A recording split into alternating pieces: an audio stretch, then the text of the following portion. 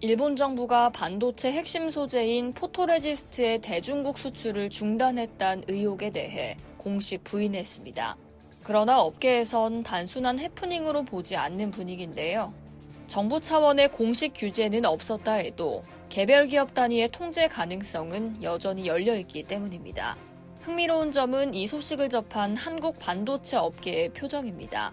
2019년 일본의 기습적인 수출 규제로 패닉에 빠졌던 한국은 당시의 학습 효과 덕분에 반사이익을 기대하는 위치에 서 있기 때문입니다. 로이터 통신에 따르면 기하라 미노루 일본 관방장관은 지난 3일 기자회견에서 포토레지스트 관련 무역 관리 변경은 이뤄지지 않은 것으로 안다며 포토레지스트 대중 수출 중단을 부인했습니다. 그러나 그는 개별 무역 통제 대응에 관해선 언급을 삼가겠다며 묘한 여운을 남겼습니다. 정부 차원의 공식 지침이 없더라도 행정지도나 개별 심사 지연 등을 통해 얼마든지 보이지 않는 장벽을 세울 수 있다는 뜻으로 해석될 수 있는 대목입니다.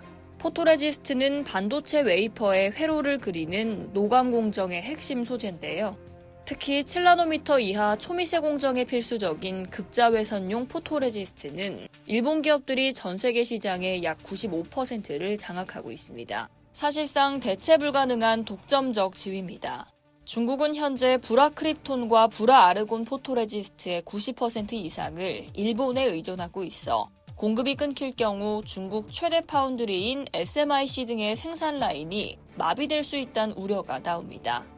이번 사태는 2019년 7월 일본이 한국을 상대로 단행했던 반도체 소재 3대 품목 수출 규제를 떠올리게 합니다. 당시 일본은 한국 대법원의 강제징용 배상 판결에 대한 보복 조치로 소재 수출을 틀어막았죠.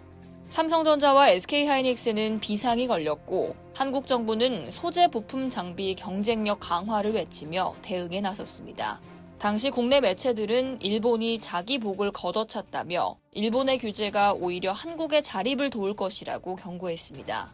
일본 소재를 쓰는 건 대체가 불가능해서가 아니라 바꾸는 과정이 귀찮고 힘들어서였을 뿐 마음먹고 바꾸면 된다는 현장 엔지니어들의 목소리도 전해졌습니다.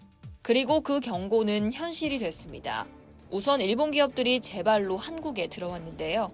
도쿄오카 공업은 인천 송도와 평택 공장 생산 능력을 대폭 늘렸고 JSR과 다이킨 공업 등도 한국 내 생산 비중을 확대했습니다.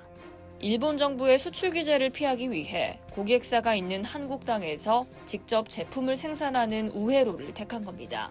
더 큰 성과는 국산화 성공입니다. 일본산 의존도가 절대적이었던 EUV 포토레지스트 분야에서 동진 세미캠이 국산화에 성공한 건 상징적인 사건이었습니다. 동진 세미캠은 벨기에 반도체 연구소와 협력하고 삼성전자 화성 라인에서 신뢰성 테스트를 거친 끝에 마침내 양산 공정에 자사 제품을 공급하는 쾌거를 이뤘습니다. 불화수소 역시 솔브레인 등이 국산화에 성공하며 일본산 수입 비중을 획기적으로 낮췄습니다. 일본의 대중국 수출 중단설이 사실화된다면 이는 중국 반도체 굴기의 치명타가 될 겁니다. 하지만 한국 입장에선 나쁘지 않은 시나리오인데요. 중국의 반도체 추격 속도가 늦춰지는 반사이익을 얻을 수 있을 뿐 아니라 이미 다변화된 공급망을 갖춘 한국이 반도체 생산의 안전지대로서 매력을 더할 수 있기 때문입니다. 이상 여의도TV였습니다. 누가 영상 제보로 돈 번다 그러면 설마 했지? 근데 진짜 벌었어. 머니캠. 야, 너도 벌 수 있어.